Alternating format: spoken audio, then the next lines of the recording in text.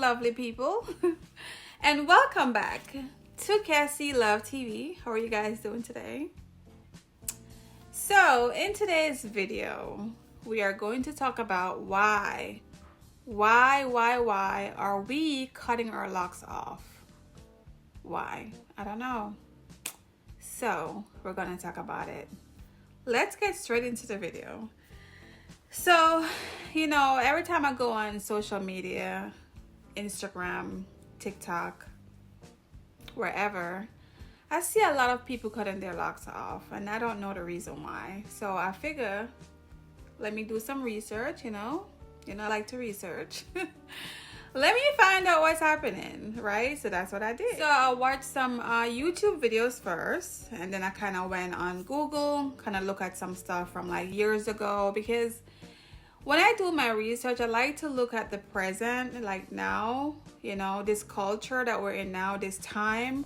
But I also like to go back, because sometimes you may get some different things if you go back. And it's crazy, but after doing my research, I think a lot of people are cutting their locks off for the same reasons. And so today we're gonna discuss at least 3 to 4 reasons, why people are cutting their locks off. So this video was inspired by ANITA'S World. That's the name of her YouTube. I'm gonna put it down below in case you guys want to subscribe to her. I don't know her. But after watching her video, I love the way that she was very transparent. She kind of break it down to the reason why she combed out her locks. So she didn't cut her locks off, she combed her locks out.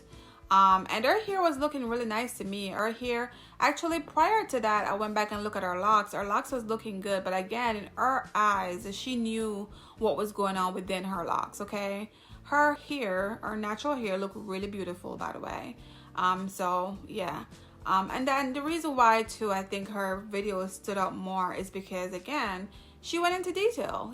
She didn't just say, I don't like locks. So I love the way she broke everything down so everyone can understand. She also didn't just talk about the reason why she combed her locks out, but she also talked about what you can do in the interim, right? If you are trying to get locks. So I love the entire video. All right, so let's get into it.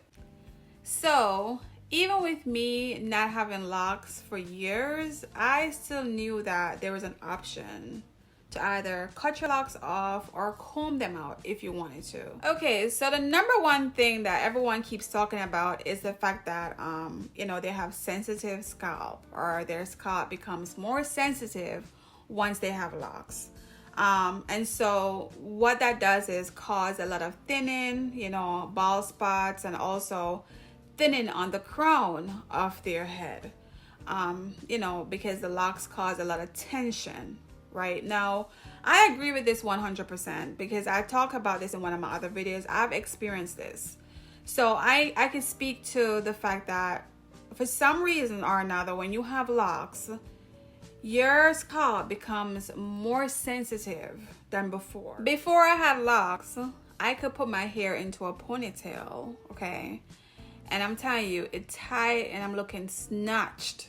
I can't do that no more. I have to do loose ponytails. I can't do anything tight. And I rarely even put a ponytail in my head. Rare do I do a ponytail in my head.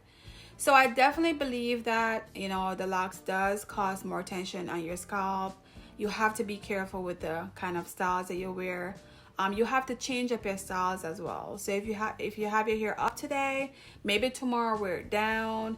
Maybe another day do a side part or something. I don't know, but you have to change up the styles that you're doing in order to relieve some of that tension off of your scalp. So she mentioned that, and again, a lot of people have been talking about that. So that is one of the number one things. So when your locks are more mature, what happens is they get really thick. They get thicker over time, right? They start to expand, and also they get longer. So it will cause more tension, as well as it will be more heavier. So she also talked about that. And actually, when I went back and did my research, like back in the day, a lot of people talk about that as well. That's one of the number one reasons. So once you start to experience any kind of breakage within your locks, or just overall just losing hair in the front or bald, I can understand the need to want to cut it off. You know, I can understand that. And I'm being real, you know, because no one wants to walk around with patches of their hair gone or anything like that. So that's understandable, as well as some people is, you know, ill. You have people out here with real illness, right? With their, you know, they lose hair. Like, this is real stuff. If you're really sick or you're ill and you have issues losing hair, I would say talk to your doctor first and see what they recommend. You know, I used to take vitamins, right? I used to take vitamin for hair growth, you know, all this other stuff. I used to do a lot of stuff back in the day. And to be honest, I didn't see a difference with my hair growth. I didn't. And I take that thing for a long time. So hair supplement, to me, I don't know, it may work for some people, may not work for others. But I love the fact that she mentioned that as something, you know, to think about, right? If you are really and truly having issues, not just with your locks, because people can lose their hair. So some people really and truly struggle and experience hair loss, right? Like, for real. So if that's the case, then that's something completely different. But aside from that, once again, I can completely understand wanting to cut your locks off if you are losing a lot of hair and you're getting, you know, thinning at your crown and things like that. I get it. So the number two reasons why people are cutting their locks off is lint. And we know that was coming up next, right? Because no one likes to see lint in their locks. I know I do not like to see it. And it's crazy because I talk about this on my last video, right? While we have lint in our locks, right? And that's lint buildup. Not talking about product buildup, because it seems as if we are confusing the two of them, and they're two different things. So right now we're only going to focus on lint buildup.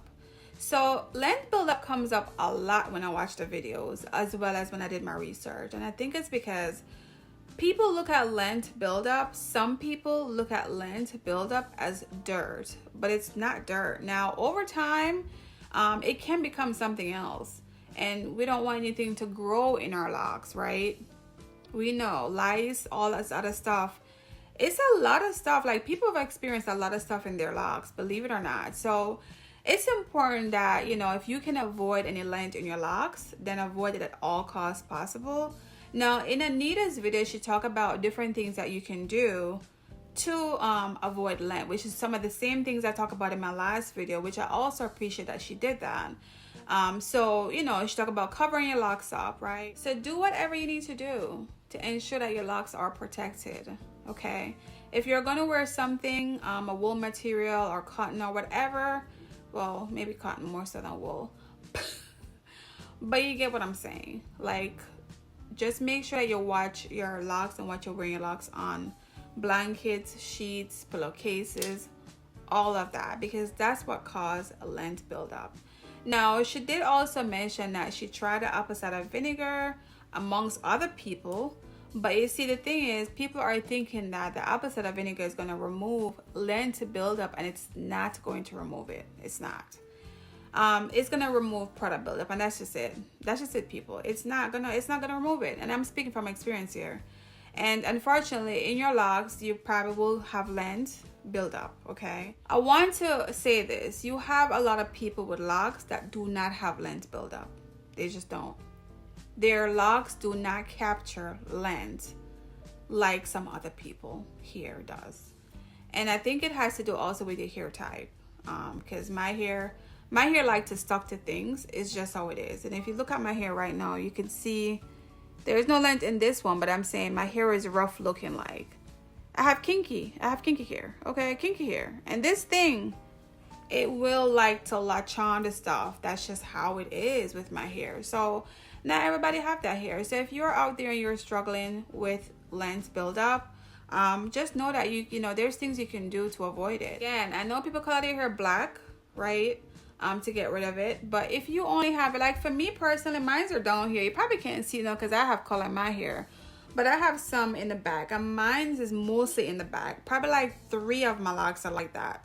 The rest of them is good. So you know what I mean? It's not like, if it's not excessive. But one thing Anita did mention in her video is that when the when the person who did her hair cut her hair, her hair had a lot of buildup inside of her locks, and that is so true. because our locks, the buildup is inside. We can't see it. And I don't know if you ever watch one of them videos. I'm gonna try to see if I can find when I insert it here for you guys to see it. When somebody cut their locks off, you ever see the inside of their locks, so they show it and it's like a bunch of stuff? I'm getting the chills just talking about this. Because I don't like to watch the videos when people get their locks cut off, because every time I watch one, it's a lot of stuff in these people here, and I'm like, oh gee, did you wash your hair? But they say, yeah, they washed their hair. No, I get it. They wash their hair. It's just lint. It's just lint, because we do not take the time to really and truly cover our locks, and we have to do it. Okay, we have to, peoples. We just have to do it. Number 3 reasons why people are cutting their locks off is, believe it or not, some people are saying that it's not as flexible as they would want it to be. I think where that has come from is some people still like to flat iron their hair.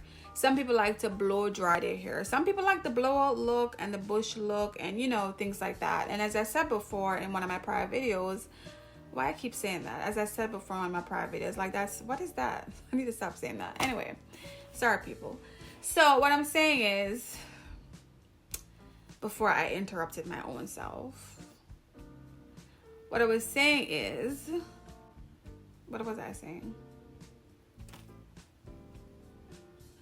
I do believe that locks are flexible now that I have locks, but I'm using the word but to kind of exclude everything I just said. But you know what, if you do like the whole blow dry look, you like to blow out your hair, and you know what I mean, all this other stuff, the loose natural look, then yeah, then maybe locks is not for you, you know. And it's okay. One thing I appreciate that Anita said in her video is that she doesn't regret what she did. So basically, she wouldn't go back and take anything back. You know, she loved the journey she went through. She was happy that she's able to experience the journey, which is one thing we have to really and truly think about here. It's the journey, right? It's why you did it in the first place. And again, and she may end up starting her locks again. Who knows? I have seen people cut their locks off and they said, nope, done. I actually watched a couple of videos of people who cut their locks off, and a year later they started again. So that's the thing about locks, is you can make a decision to lock your hair today.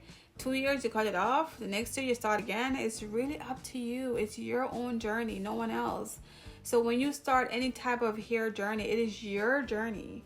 It is your story. It's no one else.